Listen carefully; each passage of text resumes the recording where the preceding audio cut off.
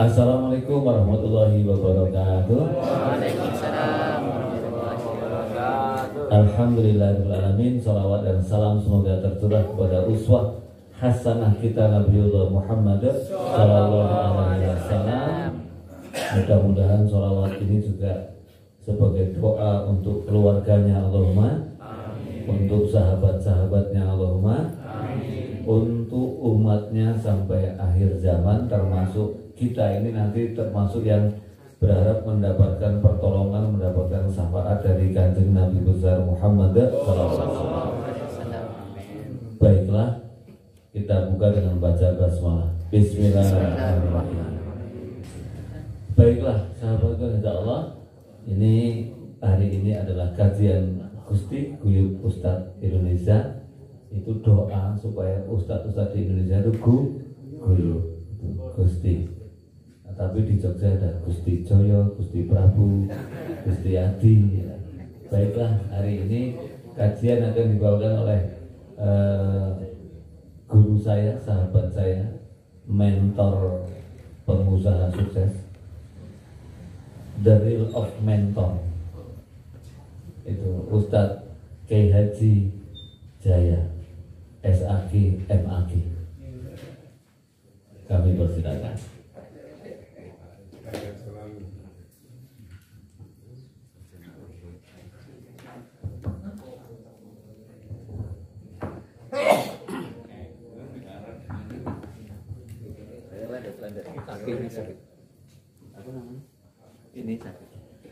Bismillahirrahmanirrahim. Assalamualaikum warahmatullahi wabarakatuh. Waalaikumsalam warahmatullahi wabarakatuh. Bismillah, alhamdulillah, wassalatu wassalamu ala rasulillah Muhammad ibn Abdillah, wala khawla wala quwata illa billah. Subhanaka la ilma lana illa ma'allamtana innaka antal alimul hakim. Rabbi israh li sadri wa yassir li amri wahlul 'uqdatam min lisani yafqahu qawli wa tsabbit lisani wahdi qalbi bihaqqi sayyidina Muhammadin sallallahu alaihi wasallam. Allahumma ij'al lana al-Qur'ana fid dunya qurina wa fil qabri munisa wa fil qiyamati syafi'a. Rabbana innana natawassalna bi tilawati kalamikal karim lituqarribuna ilaika zulfa wa ftah lana futuhal arifin. Waj'alna minal muqarrabin waj'alna minal mukhlisin waj'alna minal muttaqina imama. Bibarakatil Qur'an al-Fatihah. A'udzu billahi minasy syaithanir rajim. Bismillahirrahmanirrahim. Alhamdulillahi rabbil alamin.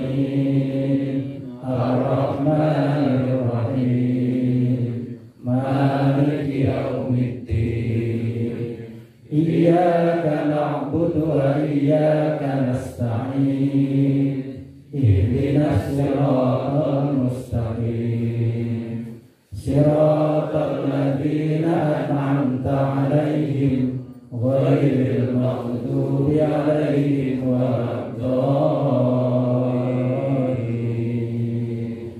Amin. Saya tuh rutin di beberapa tempat di masjid, di musola, termasuk di musola sih, musola apa? Takwa. Di musola Al-Huda. Zamannya itu enggak terlalu banyak. Pengertian. Artinya pengertian itu selalu menyiapkan air minum di meja. Ayo, mikir. Ini hanya cerita di sana.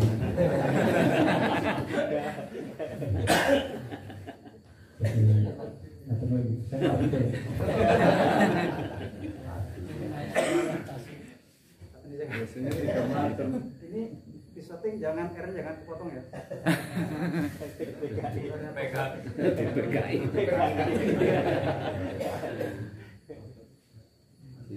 Pastikan jangan tutup kepala saya, jadi fitnah kan. Malam ini robo pertama Gusti. Jadi Gusti itu sebenarnya tidak hanya saya pembicaranya, Ustaz Agung dan Ustaz yang lain, dan juga semua termasuk anggota Gusti. Tapi diminta ya Bismillah. Tadi 5:30 baru selesai ngobrolkan tentang teras dakwah, mau pembelian tanah, tapi ternyata kayaknya ada sesuatu yang perlu diselesaikan. Sehingga tadi saya tanya sama Kang Puji, ini jadwal saya apa siapa? Ya udah, saya Bismillahirrahmanirrahim sampai sini. Alhamdulillah dimudahkan oleh Allah Ta'ala, dan mudah-mudahan ini menjadi jalan kebaikan untuk kita semua. Amin. Sahabat-sahabat sekalian, biasanya saya pakai catatan ya, dan biasanya saya membahas kitab Hadis Arba'in, tapi mungkin malam ini lebih acak ya, sakit sekali, temanya sakit sekali. Cuman gini, saya pengen menanamkan bahwa kita itu harus punya kebanggaan. Salah satu kebanggaan kita adalah kita disyukuri oleh Allah Ta'ala, bersyukur kepada Allah Ta'ala bahwa kita ditakdirkan menjadi umatnya Nabi Muhammad SAW. Kenapa demikian? Dari banyak ayat yang mungkin kita baca, kita bahas gitu. Itu kalau nabi-nabi yang lalu itu memang kecenderungan itu banyak mengadu tentang umatnya. Misalnya Rasul pertama Nabi Nuh. Rasul pertama Nabi Nuh, ketika Nabi Nuh berhadapan dengan umat yang umat itu menolak diajak nyembah Allah. Kata Qurannya kan gitu. Walaqad arsalna Nuhan ila qaumihi faqala ya qaumi ibudullaha ma lakum min ilahin ghairu afala tattaqun. Kata Allah, tatkala kami mengutus Nuh kepada kaumnya, Nuh berkata, wahai kaumku, nyembahlah kalian kepada Allah yang tidak ada Tuhan selainnya, selain Dia, selain Allah Ta'ala, agar kalian bertakwa. Tapi apa jawab para pembesar kaumnya? Faqala al-mala'u alladziina kafaru min qaumihi ma hadza illa basyarun mithlukum yuridu an yatafaddala 'alaikum walau syaa'a Allahu la anzala malaikatan ma sami'na bihadza fi aba'inal awwalin in huwa illa rajulun bihi jinnatun fatarabbasu bi hatta hin. Nah, para pembesar ini ya biasanya memang itu yang membuat tantangan, menantang itu kan para pembesar, kan dia punya pengalaman. Kata para pembesar itu mengatakan gitu, mahadza illa basyarun mislukum. Dia itu adalah manusia biasa seperti kalian. Yuridu ayyatafaddala 'alaikum. Dia ngangkat dirinya sebagai rasul karena dia pengen punya kelas di hadapan kalian. Kata mereka, nalarnya apa kata pembesar itu? Walau sya'allahu lanzala malaikat. Kalau Allah Ta'ala berkehendak, mesti Allah Ta'ala tidak akan mengutus manusia kepada kita, pasti Allah Ta'ala mengutusnya siapa? Malaikat.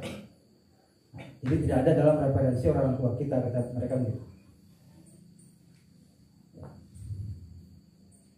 Kata pembesar itu malah menambahi in huwa illa rajulun bihi jinnah. Bahkan dia itu orang gila. Nah, ketika mendapat tantangan seperti itu, Nabi Nuh bertanya apa? Qala rabbi ansurni bima kadzabu. Wahai Rabbku, tolonglah aku karena mereka mendustakan aku. Dan dia cerita, dikabulkan doanya Nabi Nuh, Allah Ta'ala memberikan wahyu kepada Nabi Nuh untuk membuat kapal. Kemudian kata Nabi Nuh, nanti salah satu tandanya apa? Wasar tanur kan gitu. Ketika tungku-tungku sudah mengeluarkan air, bertanda bahwa janjiku itu sudah akan datang. Ketika sudah terjadi seperti itu, segeralah kembali ke kapal. Sehingga umatnya Nabi Nuh termasuk kaum yang mughraqun, yang ditenggelamkannya gitu.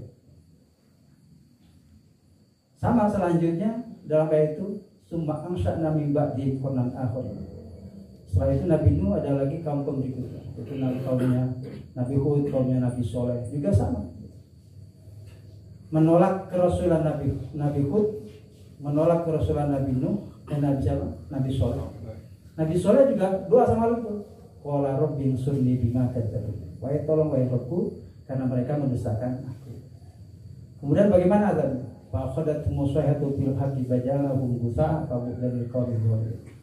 Kata Allah Ta'ala, mereka dibinasakan dengan petir sampai mereka bergelimpangan laksana sampah-sampah. Itu dalam Quran surat apa? Ada yang tahu? Padahal itu di hadapan para ustaz. Surat Al-Quran. Surat Al-Mu'minun. Dan para rasul begitulah ya, banyak. Sehingga umatnya banyak yang dibinasa. Tapi baginda Rasulullah Muhammad SAW, mungkin kita sering mendengar dalam tarikh, dalam sejarah. Ketika Rasulullah permulaan Islam, begitu diintimidasinya umat Islam. Rasulullah Muhammad dengan pengikutnya diembargo, diblokade. Tidak boleh berhubungan dengan mereka, transaksi dengan mereka tidak. Sudah lebih dari 3 tahun umat Islam banyak yang kelaparan, sampai makan dedaunan saking laparnya. Biasa kalangan sahabat termasuk Rasulullah perutnya itu diganjal pakai batu. Tidak hanya 1, tapi 3. Saking laparnya. Lalu lari cari perlindungan, siapa tahu di wilayah pinggiran daerah Taif mungkin orangnya baik. Ternyata sampai sana apa? Sambut dengan lemparan batu yang luar biasa. Berdarah-darah sampai giginya Rasulullah juga terkena. Sampai malaikat yang nggak punya dendam, nggak punya marah, malaikat itu jengkel. Jibril, Wahai Muhammad, bagaimana kalau ini bunuh dijatuhkan ke orang lain? Apa kata Rasulullah? Kalau ini terjadi sama kita lah. Ada kampanye kepepet yang pojok salah apa-apa terus orang sing nulung, piye? Wong tak piye? Kira-kira piye? Apa kata Rasulullah? Jangan. Kalaulah mungkin orang tuanya, simbah-simbahnya sekarang mengintimidasi saya, menyiksa saya ada harapan anak cucunya, buyutnya. Ternyata akan terjadi, emang betul. Wilayah Taif menjadi wilayah yang subur makmur dan beriman kepada Allah Subhanahu wa Ta'ala. Ya. Sehingga itulah kesyukuran kita kepada Allah Subhanahu wa Ta'ala menjadi umat Nabi Muhammad. Sehingga gini, maksud saya gini, Rasulullah itu memberikan umatnya, para sahabatnya itu dalam profesi apapun itu sepertinya punya peluang masuk surga. Masalahnya di situ. Ini yang harus kita pahamkan itu. Kenapa? Karena sekarang kadang-kala ini dibalik. Ya, dakwah akhir zaman ini umat lebih diweden-wedeni neraka. Sebelum sholat sampai sholat, orang mesti ditumpul sholat. Harus seperti itu, gitu loh. Tenang. Tenang. Oh kadang-kala sarung rodok turun sidik rokok ya. Kita tuh kan seneng kalau orang masuk neraka itu. Ya enggak? Nabi itu enggak. Coba kalau kita lihat referensi, coba aja sekarang Google. Apa saja sih umat Nabi Muhammad yang bisa surga? Peluang masuk surga banyak sekali. Ya. Misalnya ada orang yang punya peduli sama yatim piatu. Apa kata Nabi? Ana wa kafirul yatim hakadha, kan gitu. Aku sama orang yang suka peduli sama anak yatim, ngurus anak yatim, hakadha, seperti ini. Dekat sekali. Punya kedekatan nanti di surga. Itu Nabi matur sama siapa? Ya sama orang yang punya peduli sama anak yatim. Jadi begitu, sehingga tambah sregep kan gitu. Kalau kita kan enggak, sampai ngurus anak yatim, numpang kan rokok loh. Nah, kita kan selalu ngeden padahal dia sudah berusaha untuk ngopeni anak yatimnya enggak. Nah gitu loh. Ada lagi dengan orang yang senangnya belajar ilmu. Nabi ngasih motivasinya luar biasa. Apa kata Nabi? Barang siapa berjalan, man salaka thoriqan yaltamisu fi ilman, sahalallahu thoriqan ilal jannah. Barang siapa berjalan lagi melaku. Maka sampai ada kisahnya, ada orang yang dikisahkan Bani Israel itu ada orang sudah membunuh sebanyak 99 orang. Ada di sini yang pernah membunuh 99 orang? Berarti dosanya agak sebanyak orang itu. Orang ini mau tobat. Orang ini taubat, datang kepada salah satu rahib, pendeta. Pak rahib, ini saya mau tobat. Apa dosa? Saya sudah membunuh 99 orang. Apa kata bahasa diterima? Oh enggak bisa. Kokean dosa. Jadi berarti rahib itu model-model kamu sih kan. Atas. Jengkel gitu. Muridnya kan dia pateni tenang. Akhirnya jadi berapa? Dia datang lagi kepada ahli hikmah, tanya gitu, ya orang yang bijak. Saya sudah membunuh genap 100 orang barusan saja. Saya mau taubat. Kira-kira taubat saya diterima enggak? Apa kata orang itu? Orang bijak. Dia mengatakan, sekarang gitu, Kamu datanglah ke satu wilayah tertentu, kalau sekarang mungkin ke pesantren ya, datang ke pesantren sana. Di sana ada ahli ilmu, kamu belajar ilmu di sana. Coba kamu tanya di sana, belajar di sana. Apa yang terjadi dalam perjalanan? Dia belum sampai ke tujuan, dia mati. Tabrak motor. Di zaman itu tabrak motor kan. Yang jelas mati gitu. Mati dalam hadis dikatakan itu perdebatan antara dua malaikat rahmat ya sama malaikat azab. Kata malaikat rahmat, ini hak saya. Kata malaikat azab, saya. Akhirnya mereka kayak semacam tarik-tarikan. Datang ada malaikat penengah wujud manusia menengahnya. Sekarang ukur jaraknya itu. Kalau dia lebih dekat ke tempat di mana dia mencari ilmu, berarti itu malaikat rahmat. Kan gitu. Berarti kalau sudah masih jauh ke tempat mencari ilmu, dekat ke tempat tujuan pertama, berarti dia hak malaikat azab. Diukur, setelah diukur ternyata ada selisih lebih mendekati ke tempat di mana mencari ilmu. Ternyata dia menjadi haknya malaikat rahmat dan mendapatkan ampunan Allah Subhanahu wa taala. Sehingga kata Nabi begitu, man salaka thariqan yaltamisu fihi man salallahu thariqan ilal jannah. Jadi orang baru mau niat mencari ilmu saja, jalan jauh-jauh ke sini, mati di tengah jalan sudah punya peluang memperbagus surga, kan gitu ya. Jadi masya Allah, gitu. Bukan dapat ilmunya, apalagi ditambah dapat ilmu. Luar biasa loh kita itu, umat-umat yang luar biasa. Nanti bertahun-tahun nggak paham-paham ya, tapi istiqomah. Padahal pintar-pintar ya. Kenapa ukurannya pintar? Saya pernah baca satu tulisan, satu manakibnya Imam Syafi'i itu. Imam Syafi'i itu punya murid. Muridnya bodohnya namanya itu Rabi bin Sulaiman. Bodohnya gini. Kalau Imam Syafi'i mulang itu dia nggak paham. Sampai diulang 39 kali tetap nggak paham. Jadi kalau dengan diajari ping 5, ping 6 langsung paham, bahwa itu lebih dari siapa? Rabi bin Sulaiman. Ini 39 kali nggak paham. Tapi nggak paham bukan karena nggak mendengarkan, nggak memperhatikan. Kalau di sini kan nggak paham karena nggak memperhatikan kan, surah nyatet mereka gitu. Kita balik bareng, makan bareng kan. Gitu. Ini perhatian betul, tapi nggak masuk. Akhirnya Rabi bin Sulaiman itu pergi. Ketika selesai ngaji sama Imam Syafi'i dicari di mana? Apa itu Rabi? Tadi ketemu. Kenapa kamu lari? Saya malu. Saya nggak masuk. Apa namanya itu? Apa yang saya ajarkan saya nggak bisa. Udah kalau gitu kamu nanti belajar di rumah saya. Privat. Ya. Jadi seperti itu. Kalau ada murid yang tidak bisa, ya privat. Diajak ke rumah. Ya. Diajari sampai teladan. Ternyata betul diajari sama Imam Syafi'i. Di rumah pun sama, berulang-ulang sampai 49 kali tetap nggak paham.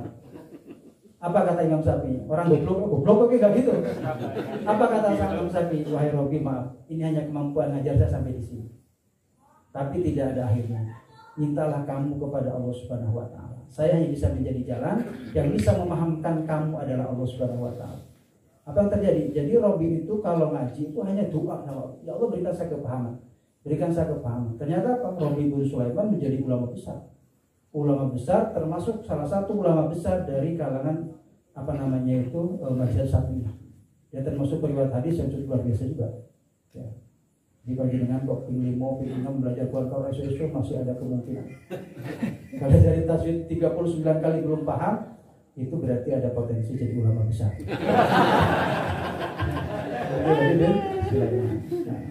Jadi seperti itu, kembali lagi. Nah, Rasulullah Muhammad itu umatnya hampir semuanya punya peluang. Ya. Ada orang yang datang kepada Nabi kan itu mengatakan saya itu hanya mau punya modal kejujuran. Kata Nabi juga surga. Bahkan ekstrimnya ya, kan ada hadis ya.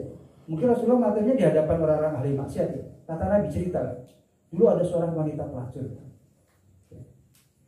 Kemudian dia berjalan, di tengah jalan ada anjing kehausan. Kemudian dia dikasih minum. Kemudian anjing itu mendoakan dan wanita itu calon penghuni surga. Bayangkan, artinya apa? Bahwa orang ahli maksiat pun punya harapan, saya punya potensi diampuni oleh Allah Subhanahu wa taala. Kan gitu. Nah, orang-orang sekarang termasuk para mubalik itu kadang-kala sering sekali umat itu ya diragukan. Coba kalau kita tanya, Kang Sigit sampai dia kan juga merokok. Sigit ya. Kayaknya yakin rokok kan itu. Ya enggak? Kita enggak punya kepedean masuk surga kan gitu. Sehingga apa? Sehingga ketika kita sholat itu enggak melahirkan kekhusyuan sama sekali. Enggak dapat. Kenapa? Karena kita menggambarkan bahwa Tuhan kita Allah itu sang pendendam galaknya luar biasa. Padahal siapa Allah? Allah itu yang Maha Rahman, yang Maha Rohim, Maha Penyayang, Maha Pemaaf. Bahkan orang tua kita si ibu yang hanya Allah Ta'ala kasih sedikit sekali rahmannya, itu sayangnya ke kita luar biasa. Maka kalau saya untuk melahirkan kepedian ya supaya datang rojak dalam diri itu dalam ibadah saya gitu, ya Allah, saya punya ibu. Ibu saya itu gak mesti seminggu sekali saya sebut namanya. Ibu saya namanya Hayati. Gak pernah saya ngomong Hayati, gak pernah. Seminggu sekali aja gak pernah. Saya gak mesti sepekan sekali saya telepon. Ya enggak? Tapi ibu saya tetap gak pernah putus sayangnya sama saya. Ibu saya tetap memaafkan saya sebelum saya meminta maaf kepadanya. Masa engkau yang satu hari berulang-ulang saya menyebut namamu, Allahu Akbar, belum kalimat lainnya enggak? Saya sujud kepadamu, masa engkau maha pendendam? Masa dong kalau sama ibu saya? Salah satu doanya gitu. Artinya apa? Ini melahirkan rojak kepada Allah Ta'ala. Sehingga ketika kita takbir, ruku, apa sujud itu ada muatan. Ini saya ulang-ulang. Kira-kira nih, pertanyaannya, Kang Sidik ya? Sampean balang ke molotov pas demo, Allahu Akbar. Kalau Allahu Akbar ruku kira-kira kuat di anunya, rohnya itu. Apa molotov? Ya enggak? Karena kita enggak punya muatan gitu. Tapi coba kalau kita terbayang ketika baca Al-Quran, ya. Misalnya baca surat apa ya? Ya salah satu surat lah, misalnya surat Jumu'ah itu. Yusabbihu lillahi ma fis samawati wa ma fil ardh. Yusabbihu lillahi ma fis samawati wa ma fil ardh. Malikil qudusil azizil hakim. Huwa alladhi ba'atha fil ummiyina rasulan minhum yaslu alaihim ayatihi wa yuzakkihim wa yu'allimuhumul kitaba wal hikmah wa in kanu min qablu lafi dhalalin mubin.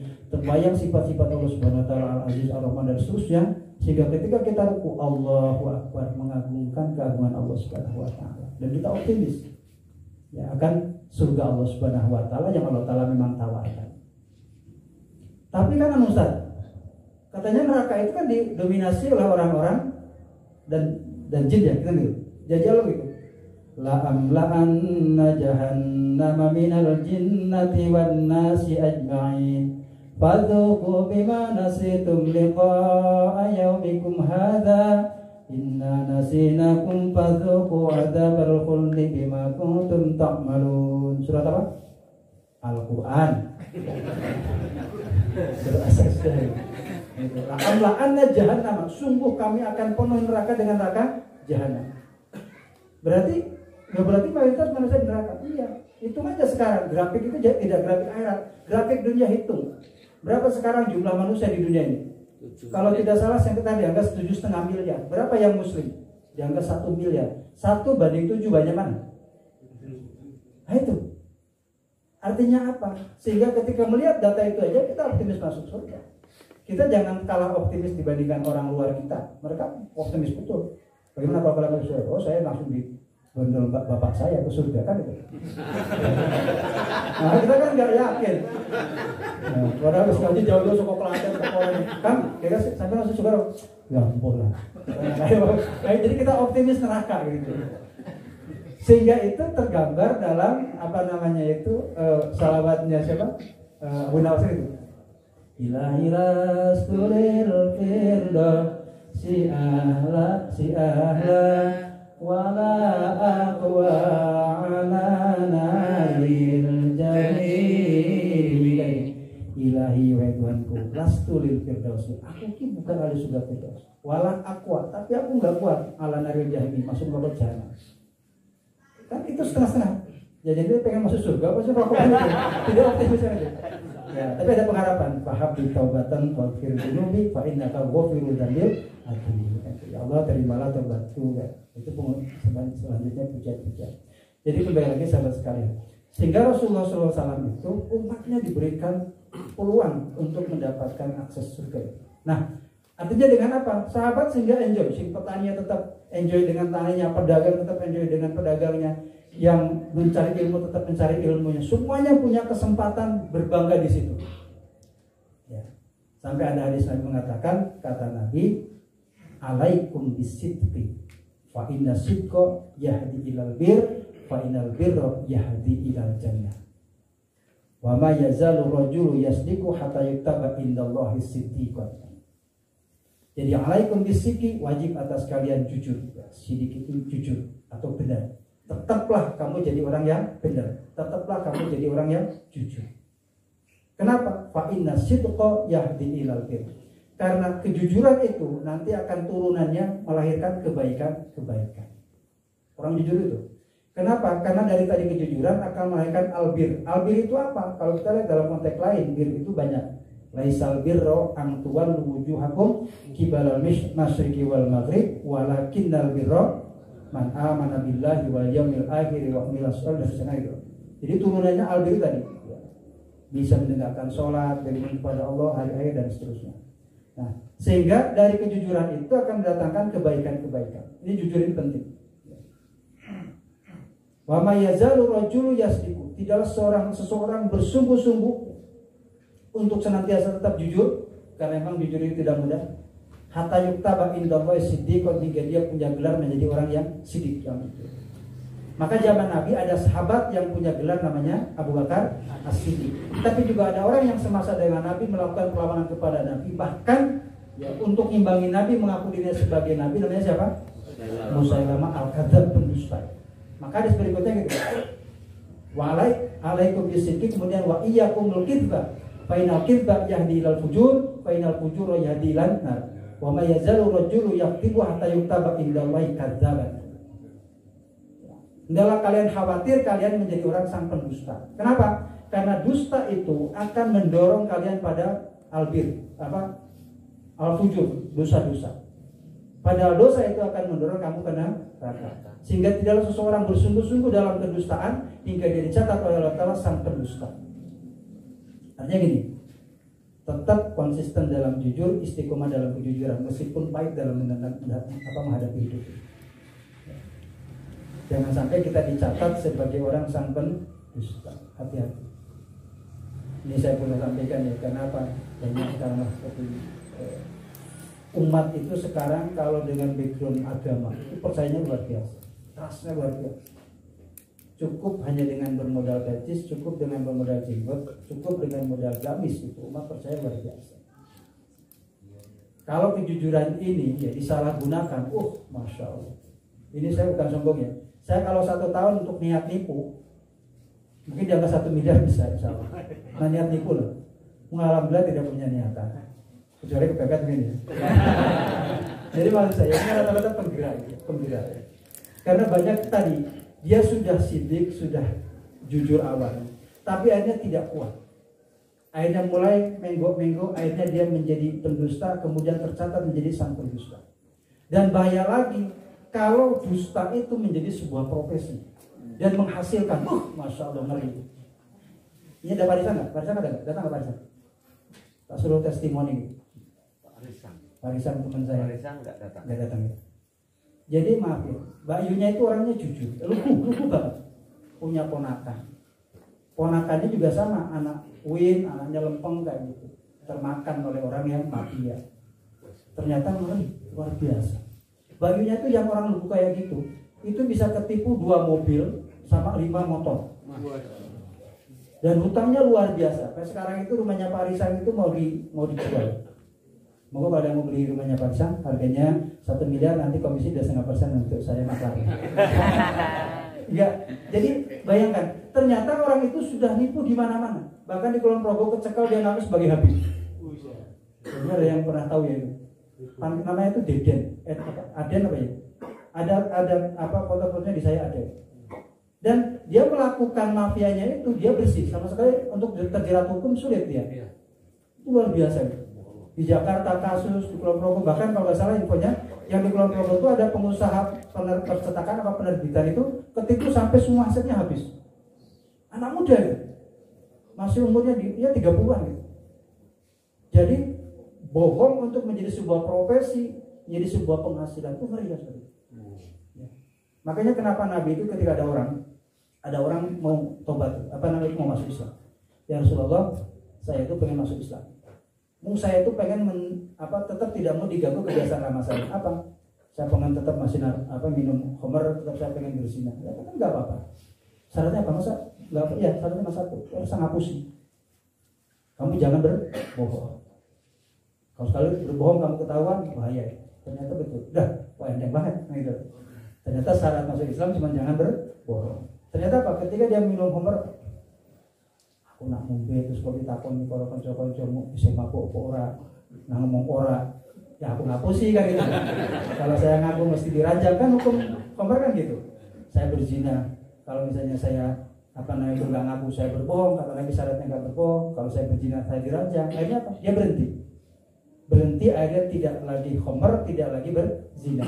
Gara-gara apa? Dia taubat, tidak berdusta, tidak bohong.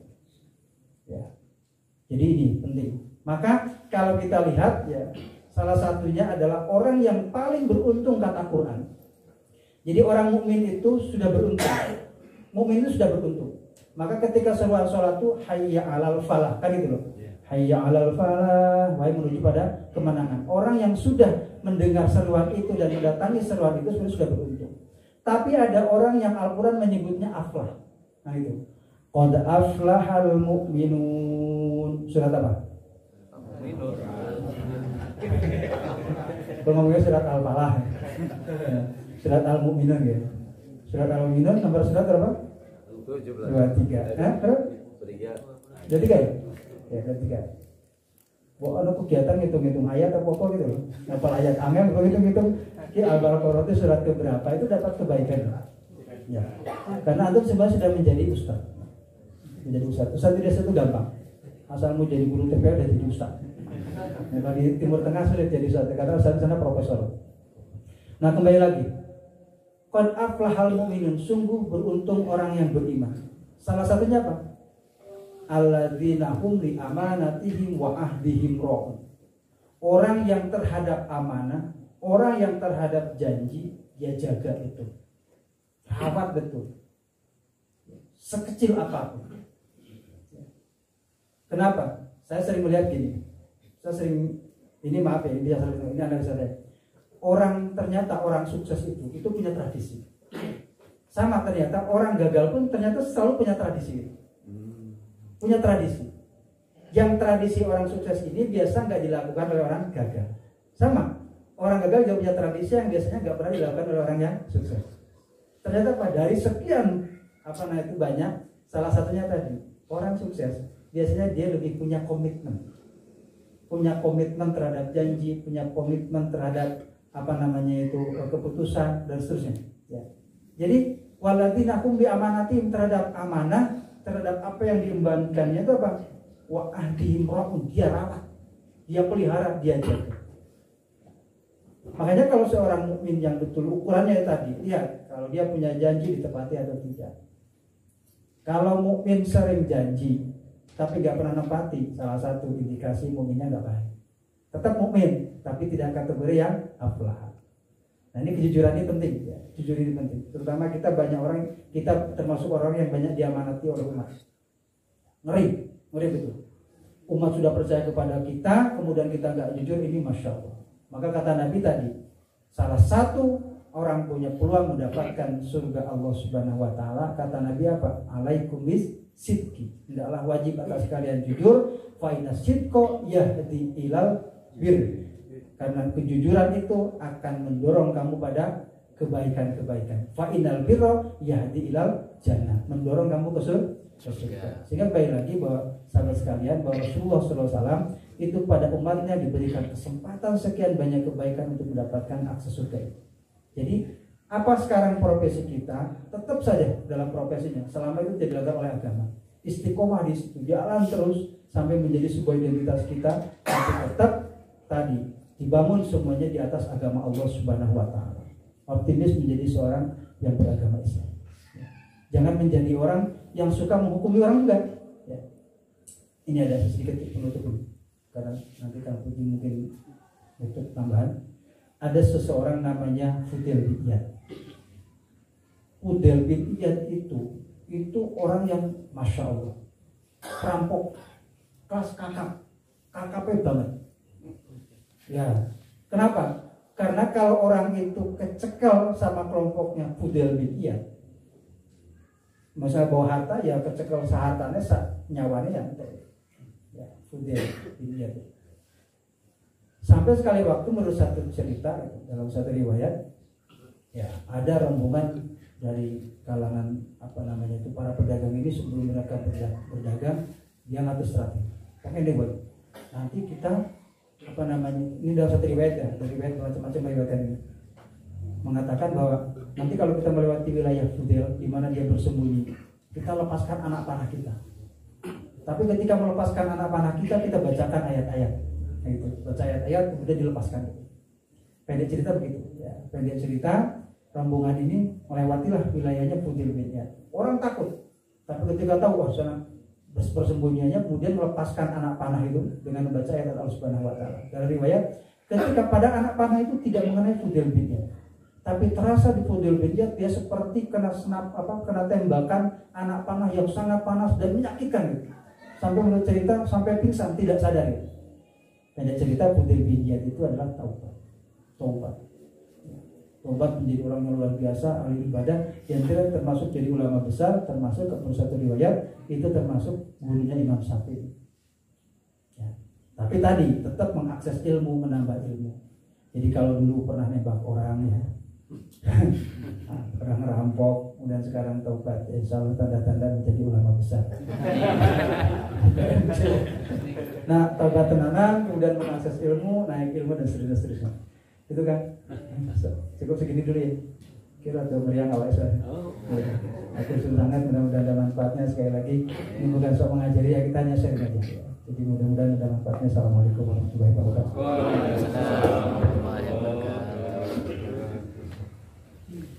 Alhamdulillah. Terima kasih Ustaz Jaya.